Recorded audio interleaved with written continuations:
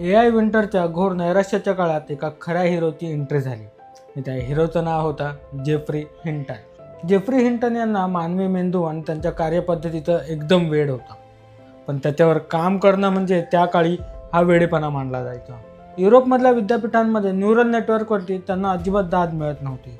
परिस्थिती इतकी वाईट होती की त्यांना तिथे सुतारकाम करावं लागलं, पण त्यांनी आपला नाद काही सोडला नाही. फिजिक्स आणि सायकोलॉजीचा आधार घेत त्यांनी आपला अभ्यास कायम चालू ठेवला. जुन्या परसेप्ट्रॉनमध्ये एकापेक्षा जास्त लेअर काम कसे करतील हा मुख्य प्रश्न होता, पण त्याने मात्र डिफरन्शिएट कॅल्क्युलसचा वापर करून बॅक प्रोपगेशन ही थेअरी अंमलात आणली आणि त्याच्यावरती काम चालू केलं. यामुळे यंत्राला स्वतःच्या चुका समजून घेत दुरुस्त करणं शक्य झालं आणि मिन्स्की यांची टीका त्यांनी खोडून काढली. रोझनब्लॅट यांचा दुर्दैवी मृत्यू झाला असला तरी त्यांनी लावलेलं AIचं छोटं रोपटं आता मोठं झालेलं आहे. आता आपण जे प्रगत आर्टिफिशियल इंटेलिजन्स बघतो त्याचा पाया रोझनब्लॅट यांचे स्वप्न आणि हिंटन यांचे अथक परिश्रम याच्यावरती उभा आहे. एका माणसाचा अपमान आणि एकाची जिद्द यातूनच AIचं तुफान सध्या जगावरती घोंगावत आहे.